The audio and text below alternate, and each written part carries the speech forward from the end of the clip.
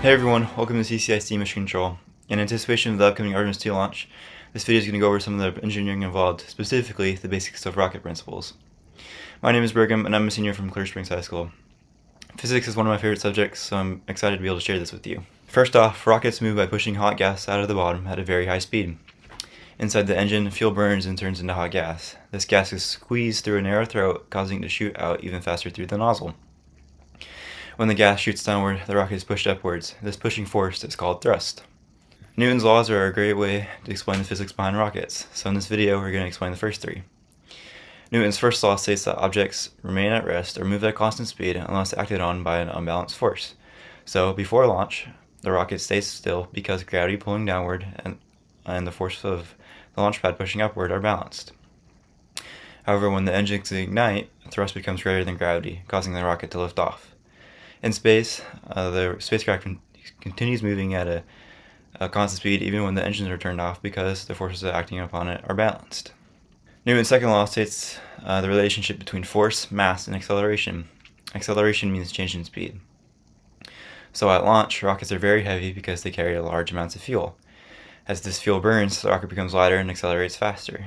This law is often written as F equals m times a, so as m decreases, a will increase because F is constant. Newton's third law states that for every action, there is an equal and opposite reaction. The rocket pushes gas downwards, and the gas pushes the rockets upward, equal and opposite. Rockets do not need air to work, which is why they are able to operate in space, because they push down on their own gas. All three of Newton's laws work together to launch and control a rocket.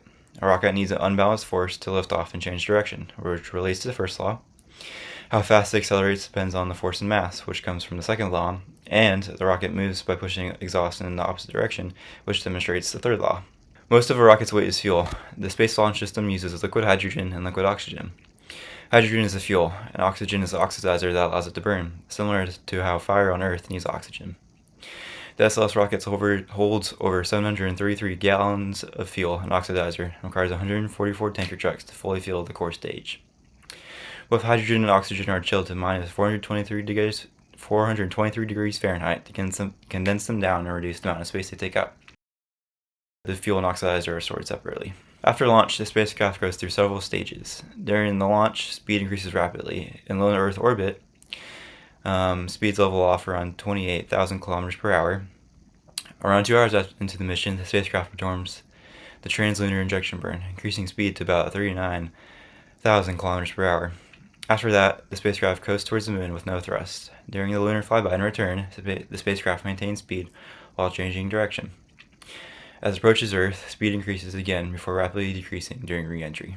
Thanks for watching. I hope you enjoyed learning about the principles behind rockets. If you're interested in learning more about Artemis 2, please make sure to check out our other videos.